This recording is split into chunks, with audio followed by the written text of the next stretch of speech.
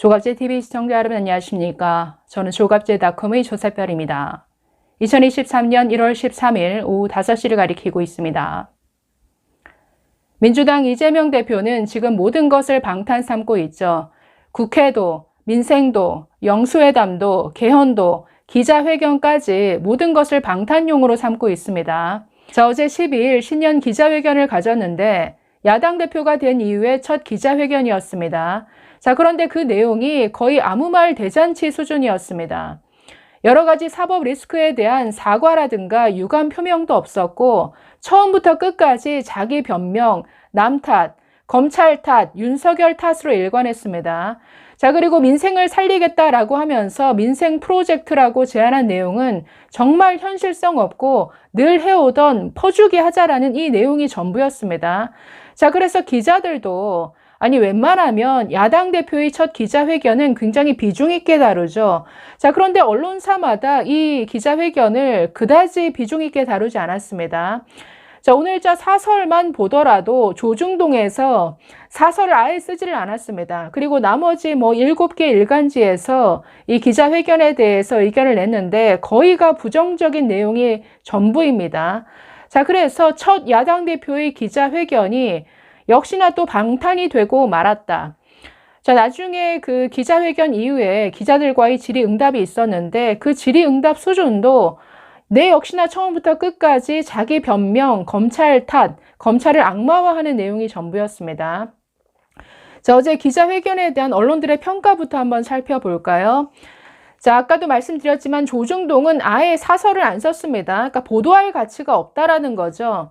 자, 나머지 7개 일간지에서 사설을 썼는데 그 제목만 한번 쭉 읽어보겠습니다. 자, 먼저 서울신문 보시면 이 대표 피해자 코스프레 국민 납득하겠나? 한국일보 사법 리스크 사과 없이 검찰만 탓한 이재명.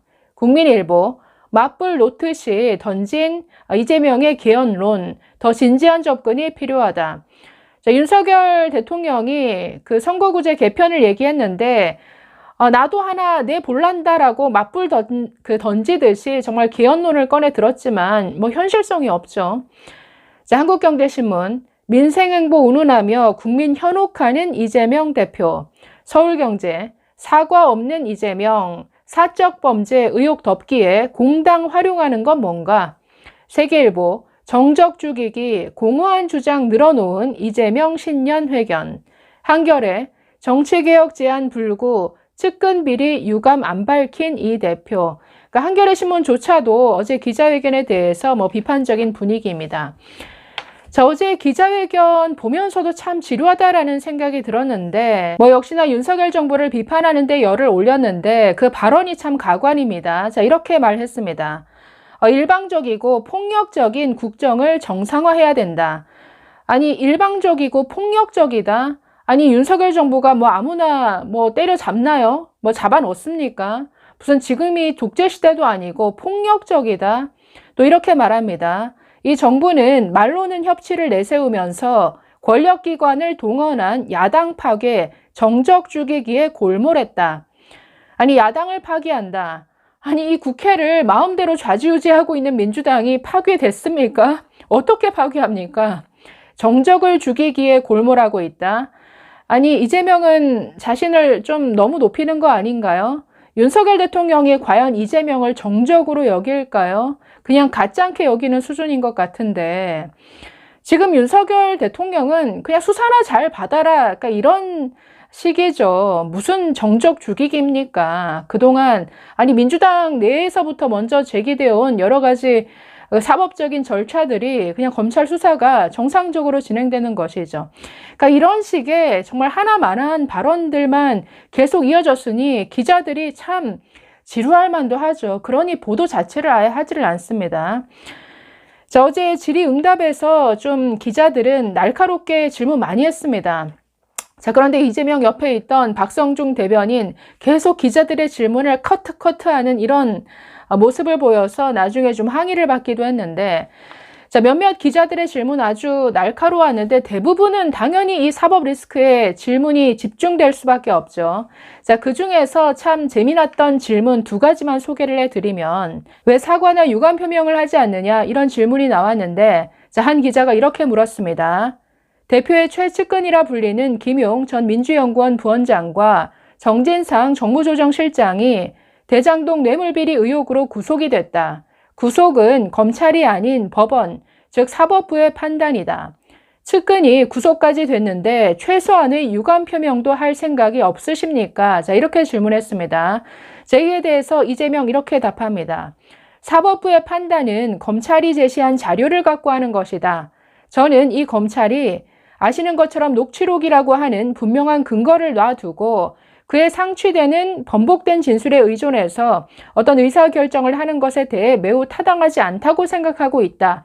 자, 이렇게 답변했는데 참 이상한 답변이죠.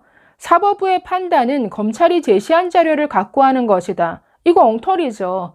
아니, 구속영장 실질 심사를 하는데 사법부가 검찰의 일방적인 주장만 듣고 합니까?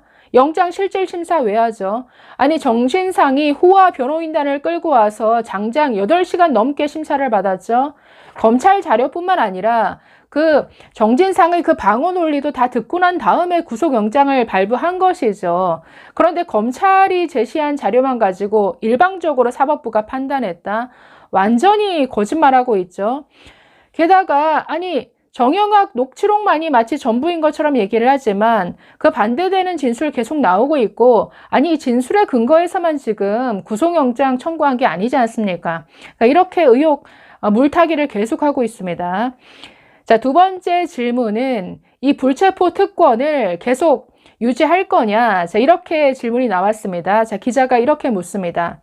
대선 때도 그렇고 지난해 지선 때에도 국회의원의 불체포 특권과 면책 특권 내려놓는데 100% 동의한다고 했는데 아니 이재명이 자기 입으로 얘기했죠. 불체포 특권 이거 나 가지지 않겠다. 아니 죄를 지었으면 국회의원이라도 당당히 수사받아야 된다. 자, 그랬던 사람이 말이 바뀌겠죠.